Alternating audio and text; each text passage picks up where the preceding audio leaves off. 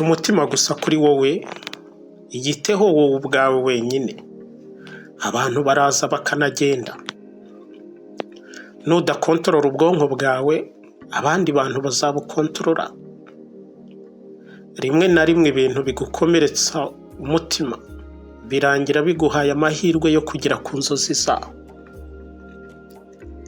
Kuba wenyine ni ikiguzi wishyura mu gihe utangiye kwita ku iterambere ryawe.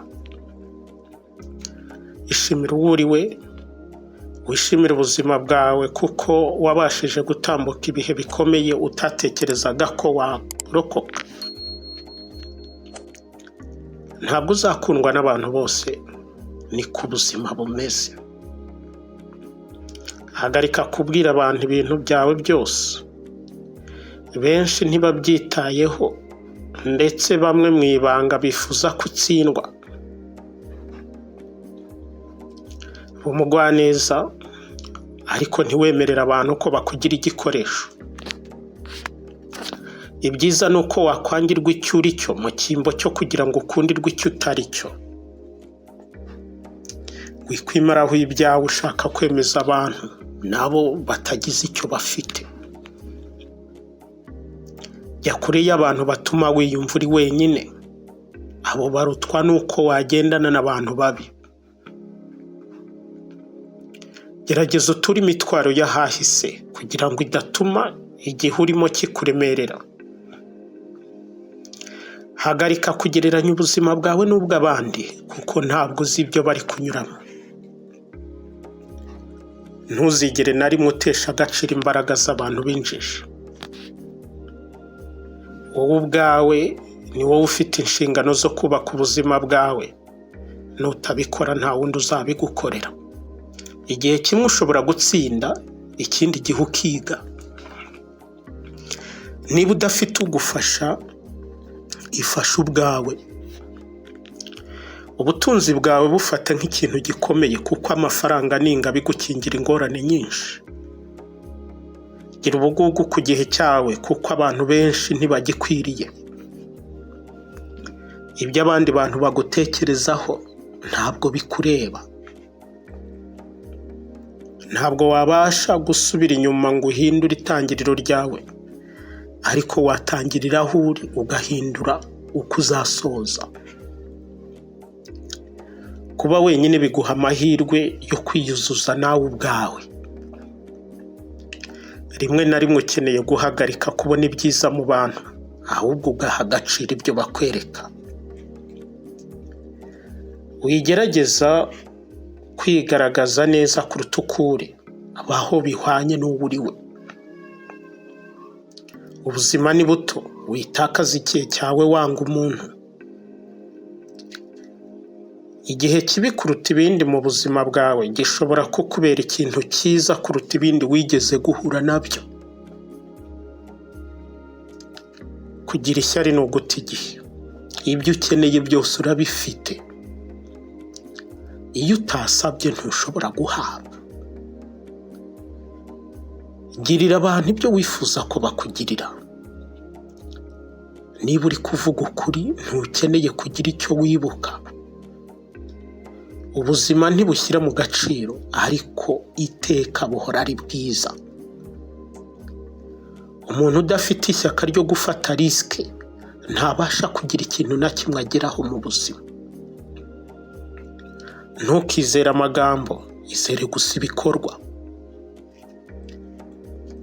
Umukire uzaba wigiriye neza. Ubuzima bworoshywa n'amafaranga, ntibworoshywa n'igihe. Niba ubasha kurokoka ibitekerezo byawe, ubasha kurokoka ikintu icyo ari cyo cyose. Niba batakwishimiye, ntabwo bagukwiye. Itoze gukira bitabaye ngombwa kuririra buri muntu wese. Kugira ngo wirinde gukomereka, irinde kwitega ikintu giturutse ku wundi muntu. Buri kintu cyose kikugeraho mu gihe gikwiriye, tegereza wihanganye.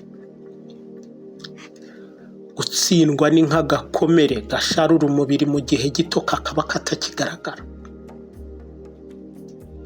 Kora igishoboka cyose wirinde amagambo, kuko amagambo ni uburozi mu bwonko bwawe.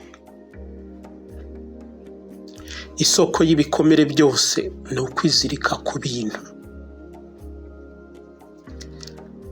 Buri gihe uko igihe kikugaragaza uba ufite umuntu ubereye.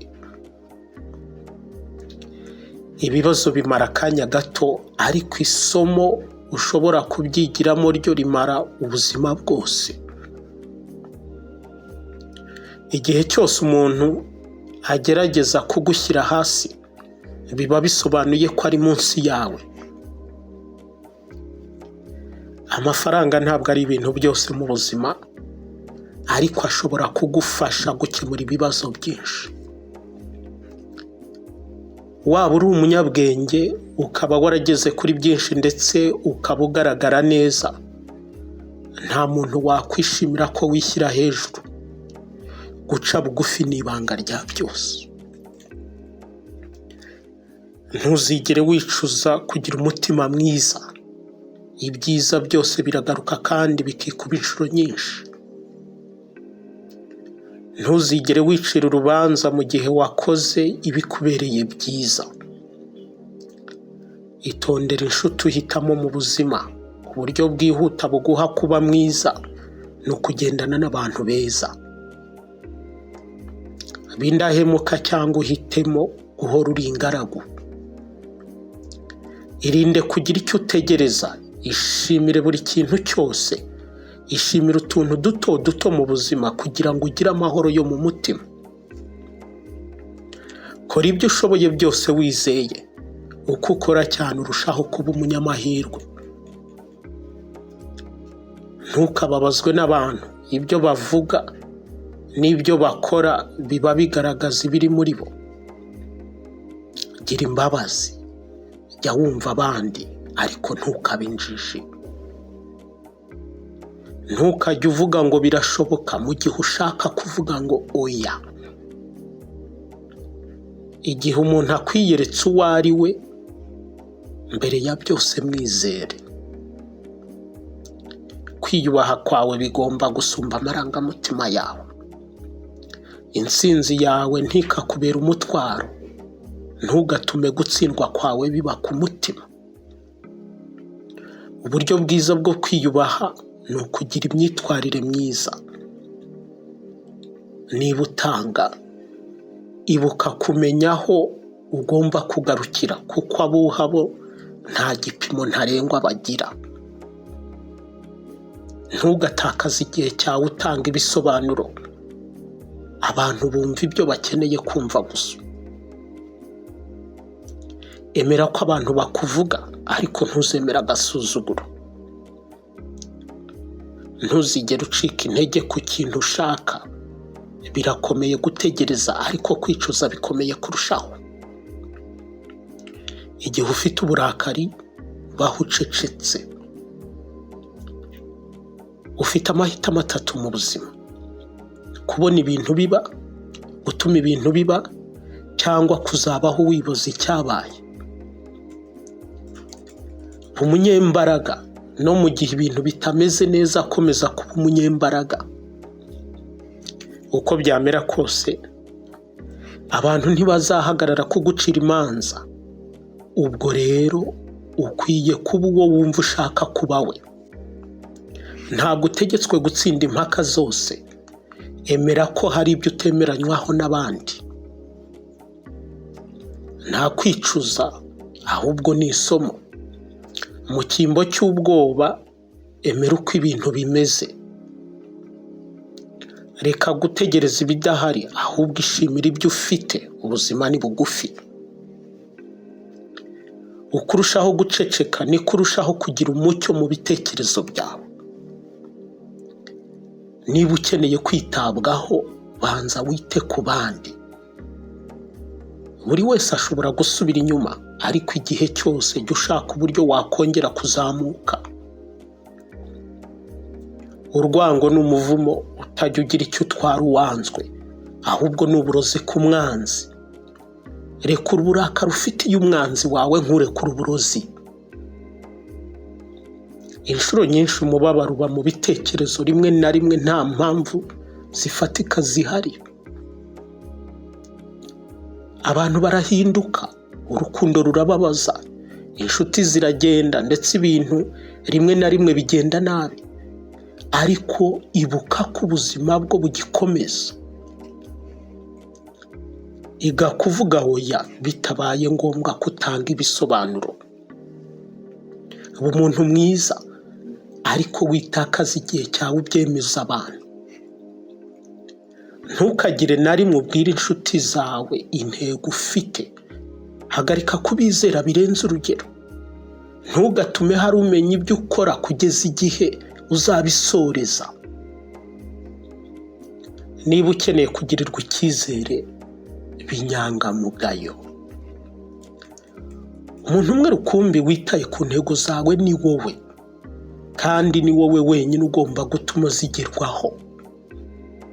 Ukwiye kwibagirwa ibikubabaza, ariko ntukibagirwe isomo byagusigiye. Kuyobora abandi ni imbaraga, ariko kwiyobora ubwawe byo ni imbaraga zihebuje.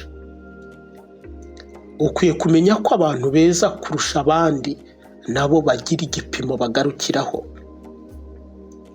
Icyerekezo uganamo gifite agaciro cyane kurusha umuvuduko ugenderaho.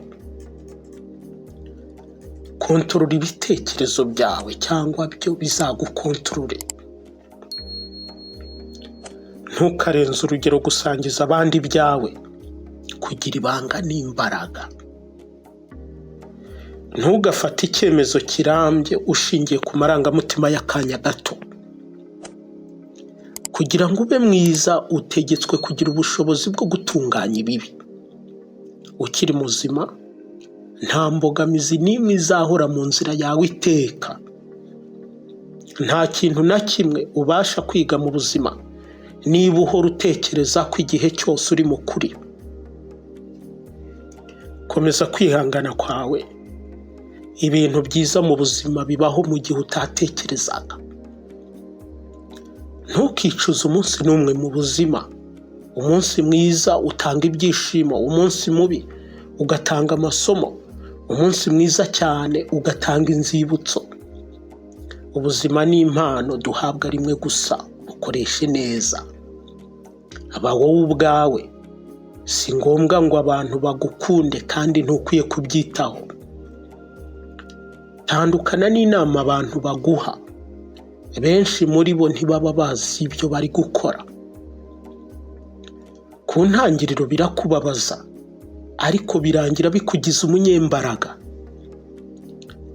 Bigira ibintu bisanzwe kugenda wenyine, kuko intego z'umuntu ni umwihariko we. Umuryango ushinze ufite agaciro cyane kurusha umuryango ukomokamo. Ubuzima ni bugufi, bwishimire. Urukundo ntirukunda kuboneka, rwakire. Umujinya ni mubi, ucecekeshe. Ubwoba ni bubi cyane, hangana nabwo. Inzibutso ni nziza, zikunde.